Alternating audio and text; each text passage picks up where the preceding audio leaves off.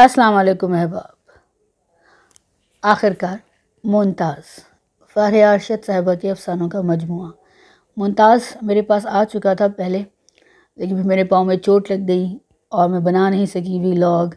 پھر ممتاز کے ساتھ یہ ہوا کہ میری خالہ بھی اس کو پڑھنے کے لیے لے گئی اور میری پھپھو بھی، کیونکہ فارح ارشد صاحبہ ہماری سینئر افسانہ نگار ہیں اور ان سے مجھے اس لیے انسیت بھی ہے بہت زیادہ کہ ان سے سب واقف ہیں، ہمارے خاندان کی خواتین بھی، میری خالائیں بھی واقف ہیں، میری پھوپھیاں بھی، کیونکہ وہ خواتین ڈائجسٹ میں لکھا کرتی تھیں پہلے جب انہوں نے لکھنے کی ابتدا کی۔ تو جب یہ ممتاز آیا تو میں نے سب کو بتایا تو سب نے اس کو کتاب کو پڑھنا چاہا، اور لیکن شکر ہے مجھے واپس مل گئی یہ کتاب کیونکہ میں نے کہا تھا مجھے ویلاگ بنانا ہے، آپ لوگ ضرور جلدی جلدی پڑھ کے مجھے دے دیجئے۔ تو فارحہ صاحبہ سے انسیت کی ایک وجہ یہ بھی ہے کہ وہ ننیال دریال دونوں میں پڑھی جاتی تھیں، ورنہ ایسا ہوتا ہے کہ کیونکہ ننیال پنجاب میں ہے تو وہاں کچھ جرائد و رسالے مختلف تھے جو وہاں میں نے دیکھے، وہاں مختلف تھے۔ جیسے تستیر میں نے ننیال میں دیکھا، اپنا ددیال میں تستیر نہیں دیکھا، جہاں فارحہ کے افسانے تستیر میں بہت شائع ہوئے ہیں۔ تو تستیر میں نے ننیال میں دیکھا، اور خواتین ڈائجسٹ، لیکن ایسا ڈائجسٹ ہے جو ننیال دریال دونوں میں یکساں پڑھا جاتا ہے، اور ابھی تک پڑھتی ہیں میری والدہ بھی، تو اسی لیے وہ فارحہ سے واقف ہے۔ میری والدہ بھی بہت خوش ہوئی جب یہ افسانہ کا مجموعہ ہمارے ہاتھ گھر میں پہنچا، تو میں نے بتایا کہ فارحہ نے مجھے کتاب بھیجی ہے، تو اماں بھی بہت خوش ہوئی۔ تو فارحہ ایک باشعور خاتون ہیں، اور وہ معاشرے میں جو درد ہے اس کو بھی محسوس کرتی ہیں، اور کوئی خاص ایک جو موضوع لے کے چلتی ہیں وہ مزاحمت کا موضوع ہے، جو میں محسوس کرتی ہوں ان کے افسانوں میں۔ ایک فکری مزاحمت، ایک اندھا دھند مزاحمت نہیں، ایک فکری مزاحمت ان کے افسانوں میں موجود ہے، جو ہر باشعور ادیب کا خاصہ ہونا چاہیے، اور یہ فارحہ ارشد کے افسانوں میں یہ خاصہ موجود ہے۔ اور ویسے میں کیا اس پہ گفتگو کروں، بہت سارے ہمارے سینئر ادیب کتاب پر گفتگو کر چکے ہیں اور کر رہے ہیں، اور یہ فارحہ کا حق ہے کہ ان کی کتاب پر گفتگو بھی کی جائے اور ان پر بات کی جائے اور افسانہ بھی سنایا جائے۔ میں ضرور افسانہ بھی سناؤں گی، لیکن ایک جو باتیں جو میں کہنا چاہتی ہوں، فارحہ ماشاءاللہ کافی عرصے سے لکھ رہی ہیں اور مختلف ادبی جرائد میں ان کے افسانے شائع ہوتے رہے ہیں، اور ممتاز میں انہوں نے 22 افسانے جمع کیے ہیں منتخب کر کے اپنے بہت سارے افسانوں میں سے۔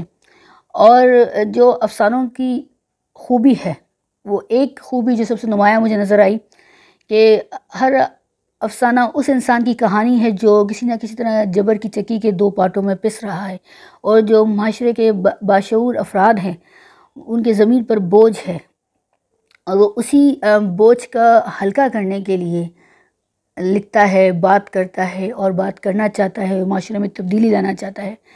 اور جو پہلا افسانہ ہے بیفور دی ایور آفٹر، ویسے اس افسانے کا اردو نام ہوتا تو بہت اچھا لگتا، لیکن یہ افسانہ پہلا افسانہ ہی کتاب کا قاری کو مسحور کر دیتا ہے اور ایک دکھ میں بھی دھکیل دیتا ہے۔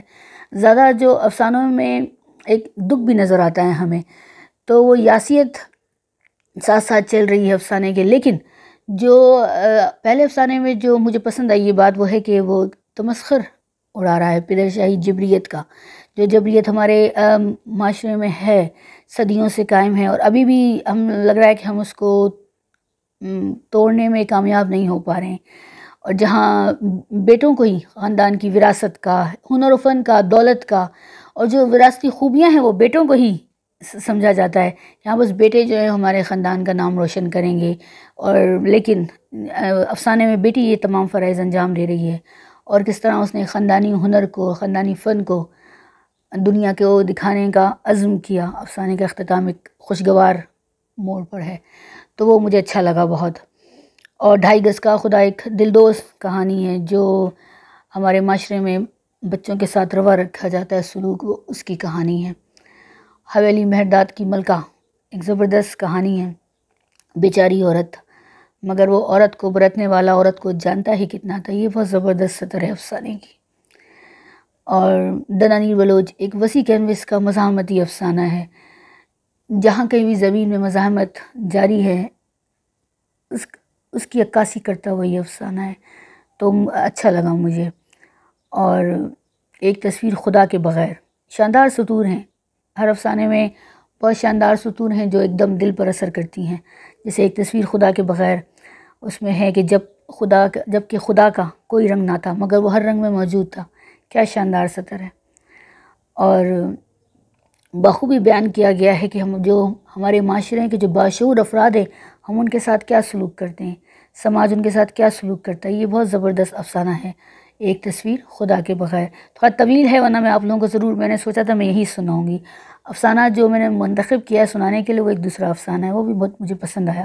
ہر افسانہ ہی اچھا ہے، ممتاز پڑھے جانے کے قابل ہے۔ آپ لوگ ضرور جس کے پاس یہ مجموعہ نہیں ہے ضرور منگوا کے پڑھ سکتے ہیں، لطف اندوز ہو سکتے ہیں۔ اور فارعہ کا حق ہے کہ فارعہ کو پڑھا جائے۔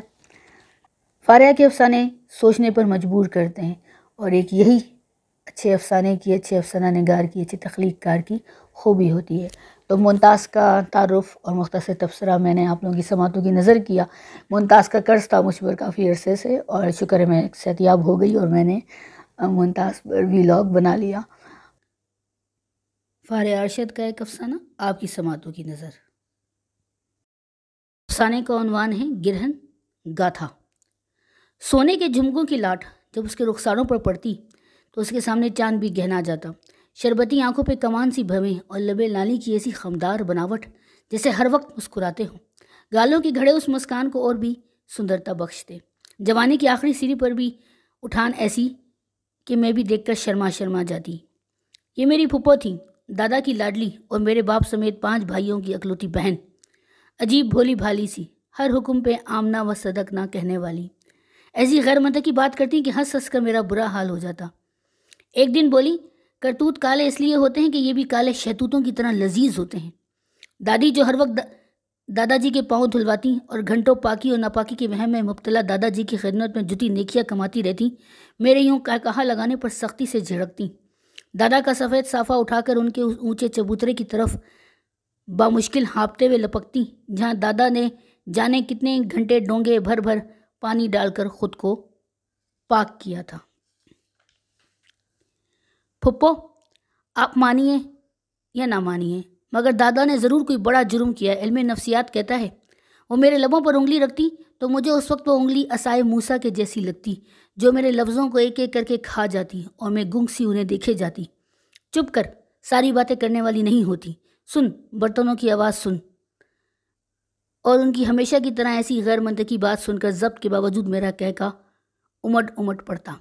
ایسے میں دادی جانے کب سر پر پہنچ جاتی اور میرا منہ پکڑ کر جھنجھوڑ کر بولتی، کڑیاں بالیاں ایسے نہیں ہنستی۔ ایسی بات سے میں بہت چڑتی، ایڑی سے لگتی اور چوٹی میں جا بجھتی۔ توبہ دادی، کڑیاں ایسے نہیں کرتی، ویسے نہیں کرتی، کڑیاں نہ ہوئیں بھیڑ بکریاں ہو گئیں۔ جس سمت ہانکو بس سر نواڑے چلتی جائیں، بس چلتی جائیں۔ مجھے تو موقع ملنے کی دیر ہوتی اور میرا راگ شروع ہو جاتا۔ دادی، آپ بس مجھے نہ ٹوکا کریں، مجھے پھپھو نہیں بننا۔ ایسا ہی ٹوک ٹوک کر کیا حال کر دیا آپ نے پھپھو کا۔ آئے ہائے، اتنی سونی بیٹی بوڑھی کر دی مگر۔ جانی جا، آ جاتی ہے سال بعد شہر سے چھٹیاں گزارنے اور اپنی عمر سے بڑی بڑی چھوڑنے لگتی ہے۔ اخے، اپنے سے بڑی کوئی نہ دیکھی، چنی کے پلو میں لسی پنتی، بڑی سیانی ہے تو، کچھ جانتی بھی ہے ریتی رواج۔ ایسے کیسے 5 بہن بھائیوں کی بہن کو کسی راہ چلتے کے ہاتھ کر دیں۔ میاں جی کا کوئی بہن بھائی نہ میرا، کسی بھائی نے وٹا سٹا نہ کیا۔ اب کہیں سوچ سمجھ کر اس کی گانڈ گرا باندھیں گے یا کسی ایرے غیرے نتو خیرے کے حوالے کر دیں گے۔ یہاں کمہار چودھری بنے پھرتے ہیں اور موچی سیٹ ساہوکار۔ تیرا پیو جس کمشنر کا رشتہ لے کر آیا، پیچھے سے نائیوں کا منڈا نکل آیا۔ ہم نسلی اصیل، اب کیا ہمارے جمائی راجے اور کمی کمین ہوں گے؟ دادی سینے پر 72 مارتی اور مجھے کھانے کو دوڑتی۔ بس کریں دادی، وہ جو پروفیسر کا رشتہ چچا نے بھجوایا تھا وہ تو زمیندار تھے اور خاندانی بھی۔ لو بتاؤ، 4 قدم دائیں بھرو اور 5 قدم بائیں اور بس زمین ختم، اور بھائی خاندانی کون ہے؟ اس کی نانی میر عالم نکلی۔ ہائے ہائے، اب ہم میراثیوں کے نواسے کے گھر رشتہ ڈالیں گے اپنی بچی کا؟ مگر دادی، ایسے تو ان کی عمر، ارے زبان کو دانتوں تلے دم دے، جب رشتہ ہوگا تو کسی اصلی نسلی سے، نہیں تو بیٹھی رہے گی بابا کے گھر۔ دان پانی نہیں ختم ہوتا اس کے نصیب کا۔ بات اتنی سادہ نہیں ہے دادی، بھوک صرف، ارے چپ، جتنا مرضی بھوک لگے، گندم کے دانے سے پرہیز کا روزہ ہر 14ویں چاند کی رات سے 15ویں کی رات تک رکھے گی تو گرمی کاہے کی؟ بھوک کا دان دے گی تو ہر اللہ بلا ٹلی رہے گی۔ وہ جانے کیا بات کر رہی تھی پر میری سمجھ میں کچھ نہ آیا۔ پر دادی، پوری عمر، تو اس زبان کو لگام دے ذرا، کماری دھی بہن ایسی باتیں نہیں کرتی، یا آپ قدرت سے لڑ رہے ہیں اور قدرت بہت بڑی سزا دیتی ہے، یاد رکھیں۔ میں انہیں دھمکاتی، ارے بند کر یہ 9 گزی زبان۔ اس سے پہلے کہ میری بات پوری ہوتی دادی کی چپل میرے سر پر آ لگتی۔ میری زبان چاہے 9 گزی کہلاتی یا 100 گزی، چٹکی بھرنے سے بھی میں باز نہ آتی۔ چل آ میرے ساتھ۔ پھپھو گھبرا کر میرا ہاتھ پکڑ لیتی، ان کے ہاتھ ہولے ہولے کانپ رہے ہوتے۔ میں ایک گہری اداس نظر ان پر ڈالتی اور ان کے ساتھ چل دیتی۔ وہ میرا ہاتھ پکڑ کر اپنے کمرے میں لے جاتی۔ دیکھ تو اماں سے بحث نہ کیا کر، یہ تو قسمت کی بات ہے نا۔ وہ سر جھکائے مجرم سی بنی ہتھیلیوں کی لکیروں پر نظریں گاڑ دیتی۔ ہر بات قسمت پر ڈال دینا شاید دنیا کا آسان ترین فرار تھا۔ میں انہیں بتانا چاہتی تھی کہ یہ فیصلہ قسمت کا نہیں، ایک روایات کے مارے مرد نے نہ ختم ہونے والی سیاہی سے لکھا ہے۔ اس سیاہی والے قلم کی لکھک کی تاریخ بہت پرانی ہے۔ میں کہہ ہی دیتی، مگر میں ان کے دکھ میں افاقہ نہ کر پاتی، اس لیے خاموشی سے ان کا بنایا گلاس ورک دیکھنے لگتی۔ مجھے ان پر ڈھیر سا پیار آتا۔ ہائے کتنی گہری لگتی ہیں پھپھو، کسی پہیلی کے جیسی، کسی گہرے کنویں جیسی۔ میں ان کی ڈھلتی عمر والے چاند سے چہرے کو نم آنکھوں سے تکتے ہوئے سوچی چلی جاتی۔ اور پھر اس رات چاند گرہن کا لگنا اس حویلی کے باشندوں میں بھوچال لے آیا۔ دان پن دا ویلا ہے، دادی کہتی جاتی، اور بوریاں بھر بھر اناج غریبوں کے گھروں میں بھجواتی جاتی، جبکہ دادا دریا کا رخ کر چکے تھے تاکہ چلتے پانی میں کھڑے ہو کر پکڑ میں آئے چاند کا عکس دیکھ کر اس کی مکتی کروا سکیں اور ذکر اذکار سے اپنے گناہ بھی بخشوا سکیں۔ جوں جوں رات بڑھ رہی تھی، ایک عجیب سے خوف کا حالہ گاؤں سے دور استنا حویلی پر چھاتا جا رہا تھا۔ دادی یہ دان پن دا ویلا کیا ہوتا ہے؟ میں ان کے ڈرے سے وجود کو دیکھ کر خوفزدہ ہو گئی۔ خیرات کر کے نیکی کمانے کا وقت، تاکہ کائنات میں موجود منفی طاقتوں پر ہم قابو پا سکیں۔ تو سوچ، اگر چاند جیسی اتنی بڑی شے کی پکڑ ہو سکتی ہے تو بھلا بتاؤ انسان کیا چیز ہے؟ ہیں؟ آزمائش ہی آزمائش ہے۔ دادی توبہ استغفار کرتی جاتی ہوں اور میں متحیر سی انہیں دیکھے جاتی۔ میرے دل کو کوئی انجانا سا صدمہ چاٹنے لگتا۔ جانے رات کا کون سا پہر تھا جب میری آنکھ کھلی۔ پیاس سے حلق میں کانٹے چبھ رہے تھے۔ میں اٹھ کر کمرے سے باہر نکل آئی۔ چاند کے ارد گرد ڈائمنڈ رنگ بن چکا تھا اور چاند کی مکتی شروع ہو چکی تھی۔ کافی دیر کھڑی میں اسے تکتی رہی۔ گھڑونچی پر پڑا پیتل کا گلاس گھڑے کے ٹھنڈے پانی سے بھر کر ابھی میں نے ایک گھونٹ ہی بھرا تھا کہ مجھے اپنے پیچھے کسی کی موجودگی نے خوفزدہ کر دیا۔ ایک دم مڑ کر دیکھا، عین میرے عقب میں کتا زبان نکالے کھڑا ہانپ رہا تھا۔ خوف کے مارے میں نے گلاس اس کو دے مارا۔ وہ بھونکا اور لنگڑاتا ہوا برآمدے کے ستون کے پیچھے جا چھپا۔ نہ مارو، کتا بھی انسان ہوتا ہے۔ نزدیک آتی پھپھو کی غیر منطقی بات پر اس سے پہلے کہ میرا کیا کہا نکلتا، میری نظر ان کے الٹے پائچوں پر پڑی۔ مجھے لگا جیسے چاند کو ابھی بھی گرہن لگا ہو، وہ پوری حویلی اس کے اندھیرے کی لپیٹ میں آ گئی ہو۔ دان کون کر رہا تھا اور کیا دان کر رہا تھا؟ کیا اس دان سے چاند کی مکتی ہو سکتی تھی؟ چاند جیسی چاند گرہن، دان پندا ویلا دان، سب کے گناہوں کا دان، کتا انسان۔ آہ! لفظ میرے ارد گرد ناچنے لگے۔ میں جو دوبارہ پانی ڈالنے کے لیے گھڑا الٹائے کھڑی تھی، جانے کب وہ میرے ہاتھ سے چھوٹا اور زور سے میرے پاؤں پر آ گرا۔ تکلیف کی شدت سے میں وہیں زمین پر بیٹھتی چلی گئی۔